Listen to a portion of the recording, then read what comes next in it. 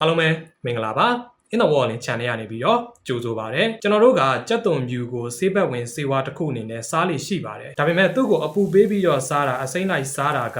ကြက်သွန်ဖြူစီကရနိုင်တဲ့အကျိုးကျေးဇူးတွေကိုအပြည့်အဝမရပါဘူးကြက်သွန်ဖြူကိုဆေးဘက်ဝင်အောင်စားမယ်ဆိုရင်စားတဲ့နည်းရှိပါတယ်ဒီအကြောင်းကိုမပြောခင်အရင်ဆုံးကြက်သွန်ဖြူနဲ့ပတ်သက်ပြီးတော့စိတ်ဝင်စားစရာကောင်းတဲ့သမိုင်းလေးတွေကိုအရင်ပြောကြည့်ရအောင်ပါကျွန်တော်တို့ဒီကဘာကြီးပေါ်ကလူသားသမိုင်းမှာတပိတ်မောက်တဲ့ဖြစ်စဉ်ကကြက်သွန်ဖြူကနေစတာပါရှေးဟောင်းအီဂျစ်ခေတ်မှာ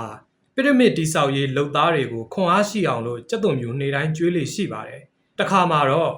ကြက်သွန်ဖြူရိတ်ခါပြက်လက်သွားတာကြောင့်ကမ္ဘာသမိုင်းမှာပထမဆုံးအကြိမ်အဖြစ်လုပ်သားတွေစုပေါင်းပြီးတော့အလုံးမစင်းမဲ့တပိတ်မောက်ခဲ့ကြဘူးပါတယ်ဒါဟာလူသားသမိုင်းမှာပထမဆုံးကြက်သွန်ဖြူကြောင့်တပိတ်မောက်ဖူးခြင်းပဲဖြစ်ပါတယ်အီဂျစ်လူမျိုးတွေဆိုရင်ကြက်သွန်ဖြူကိုတန်မိုးထားလွန်းလို့ငွေကြေးတစ်ခုအနေနဲ့တောင်မှအသုံးပြုခဲ့ပါတယ်အီဂျစ်ဘုရင်တူတန်ခမန်ရဲ့ဂူဗိမာန်ကိုတူးဖော်ကြည့်တဲ့အခါမှာလည်းသူတမလွန်ဘဝမှာသုံးနိုင်အောင်လို့ကြက်သွန်ဖြူကြောက်တွေထည့်သွင်းပေးထားတာကိုတွေ့ရပါတယ်။အီဂျစ်လူမျိုးတွေကတော်တော်စဉ်းစားတတ်တယ်ပြောရမှာပဲနော်။တမလွန်အထိပါစဉ်းစားပြီးတော့လုပ်ပေးတာဆိုတော့နောက်ပြီးတော့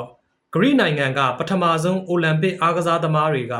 ပြိုင်ပွဲမဝင်ခင်သူတို့ရဲ့ကာယာစွမ်းရည်ကိုတက်ကြွစေဖို့ကြက်သွန်ဖြူကိုအားစေးတစ်ခုလိုစားသုံးခဲ့ကြပါတယ်။နောက်တစ်ချက်ကပုံမြင်နေထဲမှာသွေးဆုပ်ဖုတ်ကောင်တွေကကြက်သွန်ဖြူကိုကြောက်တယ်ဆိုတာကစေးပညာကနေလာတာပါ။ရှေးခေတ်ကသွေးရနေပြီးအရေပြားဖြော့တော့တဲ့ပေါ်ဖေရီးယားယောဂါတွေကိုသွေးဆုပ်ဖုတ်ကောင်လို့ထင်ခဲ့ကြပြီးအဲ့ဒီယောဂါရှိတဲ့လူတွေက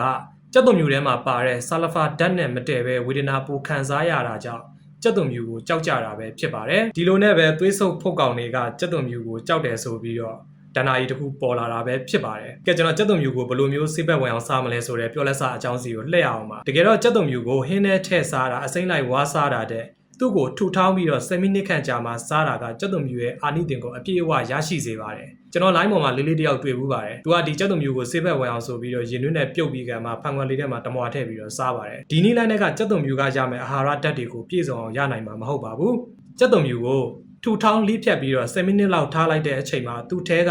အလီဆန်လို့ခေါ်တဲ့ဆာလဖာဒရပ်ပေါင်းတစ်မျိုးထွက်လာပါတယ်ဒီဆာလဖာဒရပ်ပေါင်းကရရှိတဲ့ကျန်းမာရေးအကျိုးကျေးဇူးတွေကတော့တော်တော်လေးကိုများပါတယ်အဲ့ဒီဓာတ်ကသွေးကြောတွေကိုကျယ်စေပြီးသွေးလက်ပတ်မှုကောင်းမွန်စေတာကြောင့်သွေးတို့ကိုတိတိတတ်တာပဲကျဆင်းစေပါတယ်ဒါအပြင်အန်ရရှိတဲ့ LDL ကိုလက်စထရောတွေကိုလည်းရှော့ချပေးနိုင်ပါတယ်ဒီမှာတခါတည်းသတိပေးချင်တာကသွေးတို့ကျစေတောက်နေတဲ့လူဆိုရင်တော့ကြက်သွန်ဖြူကိုဆေးဘက်ဝင်ပစ္စည်းအနေနဲ့စားဖို့ကိုဆရာဝန်နဲ့အရင်တိုင်ပင်ဖို့လိုအပ်တယ်လို့ပြောပါရစေကြက်သွန်ဖြူမှာ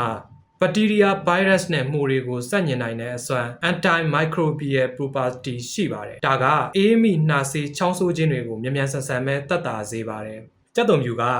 သွေးဖြူဦးဆဲတွေရဲ့လှုပ်ဆောင်ချက်ကိုလှုံ့ဆော်ပေးလို့ကိုယ်ခံအားကိုလည်းအထူးကောင်းမွန်စေပါတယ်အန်တီအောက်ဆီဒန့်တွေလည်းကျွယ်ဝစွာပါဝင်တာဖြစ်တဲ့အတွက်အိုမင်းရင်ရောခြင်းကိုကာကွယ်ပေးပြီးတော့အသက်ရှည်နှုတ်ပြိုစေမှာပဲဖြစ်ပါတယ်ဒီနေရာမှာကျွန်တော်သတိပေးခဲ့သလိုပဲကြက်သွန်ဖြူကိုဒီအတိုင်းအလုံးလိုက်ချက်ပြုတ်လိုက်ရင်တော့သူ့စီကအာဟာရဓာတ်တွေအများကြီးဆုံးရှုံးသွားမှာပဲဖြစ်ပါတယ်ကြက်သွန်ဖြူကိုထုချေပြီးတော့ဆာလဖာဒရပ်ပေါင်းအလီဆင်တွေထွက်လာအောင်10မိနစ်လောက်စောင့်ပါပြီးရင်အတုပ်တွေထဲမှာဆိုရင်တော့အစိမ့်ထည့်စားပေါ့ဗျာဟင်းချက်မယ်ဆိုလို့ရှိရင်လည်းနောက်ဆုံးမှထည့်တာကဒီဒရပ်ပေါင်းတွေကိုပျက်စီးတာနည်းစေမှာပဲဖြစ်ပါတယ်